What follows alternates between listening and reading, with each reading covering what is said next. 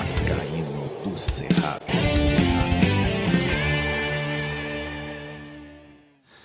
Eita, povo fanático, é o tal do Vascaíno, né? Ó, meia-noite e meia, tô aqui para gravar um pós-jogo.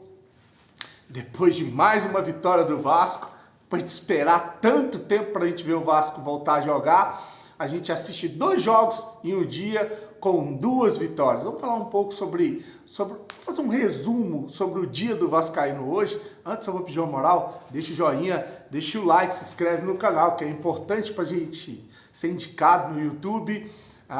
Bom, eu vou... Ativa o sininho, tá? Ativa o sininho, porque aí quando eu fizer vídeo as notificações chegam para vocês.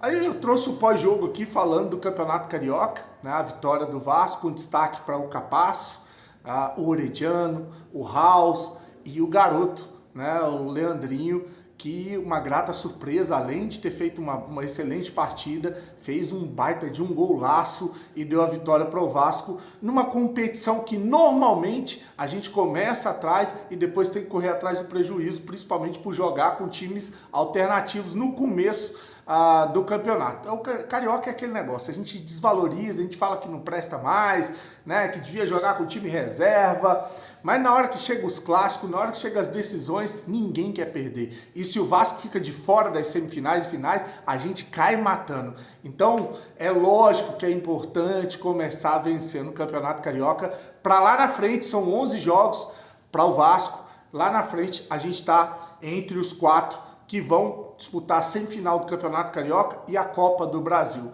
Pois bem, se de um lado a gente viu o Vasco no Campeonato Carioca vencendo o Boa Vista, do outro a gente viu um jogo mais amarrado, um jogo mais complicado, até porque o adversário é um adversário diferente de um Boa Vista. A gente está falando de um Lanús que foi 3º colocado, se eu não me engano, no Campeonato Argentino, que joga a Libertadores, é um clássico sul-americano, é Brasil e Argentina, mesmo sendo um amistoso que valia uma taça, mas é simbólica, né, essa taça, que chama Guinha Azul, inclusive. Vai para agora essa taça é a primeira taça da SAF, né? A taça da 777. Enfim, eu não vou trazer um tema polêmico aqui agora para a gente ficar discutindo. Hoje é dia de comemorar. É sim, a gente consegue uma vitória em cima de um adversário complicado, como eu falei, um primeiro tempo de muita correria, muita marcação, muita intensidade e muitas faltas. Me chama a atenção algumas coisas com relação ao jogo de hoje do Vasco. Inclusive eu vi o vídeo um vídeo está rolando do Ramon Dias, entrevista dele no pós-jogo, dizendo que falta chegar peças, falta jogadores para o elenco. Concordo plenamente, para titular. Você vê que os 2 times, o sistema defensivo acabou resolvendo, não tomou gol em nenhum dos jogos, e quem resolveu foram os jogadores da defesa. Gol do Leandrinho, que é lateral, gol do Capasso, que é o zagueiro, e na vitória contra o time argentino, gol do Léo Pelé. Claro que com aquela precisão do Eric Marcos com a bola, que foi com uma curva linda na cabeça do Léo no segundo tempo e fez o gol da vitória do Vasco. Então me chama a atenção que ofensivamente falta, mas falta muito, principalmente nesse meio de campo. O Payet entrou, a escalação foi aquela que eu falei para vocês, né? Com a estreia do Rojas, João Vitor e o David. Bom, o Rojas eu gostei, o João Vitor, você viu que a presença desses 2 zagueiros na área já foi uma presença melhor, embora quem tenha feito o gol foi o outro zagueiro, né? A gente teve uma chance com o Rojas, com uma baita de uma defesa do goleiro do time do São Lourenço. Depois tivemos uma chance de uma cabeçada do João Vitor, que bateu no rosto do goleiro, agarrou no susto, e no segundo tempo quem faz um gol é justamente o zagueiro, é o Léo, que entrou o Paulo Henrique, e botou o Puma no meio de campo. Meu Deus do céu, triste ver o Praxedes jogar futebol, viu? Então eu acho assim, não tenho uma convicção como torcedor e amante de futebol, que a gente precisa de meia de qualidade, a gente precisa de meia, não dá para confiar em Praxedes e Zé Gabriel, né? Precisa de um volante, camisa 5, falaram, o Eugênio também escrachou o Zé Gabriel, né? Mas falou-se muito no Gustavo Cuejá, chega para resolver o problema da cabeça de área, mas não é só ele, tá? A gente precisa de bons atacantes, atacantes de velocidade. A gente precisa de um meia, como eu falei, um meia ofensivo. Estão tentando trazer lá o Luciano Rodrigues, diz que é ele, e o Gustavo Cuejá. E de quebra a gente precisa de um centroavante. Entrou o menino, o Ryan, enfim.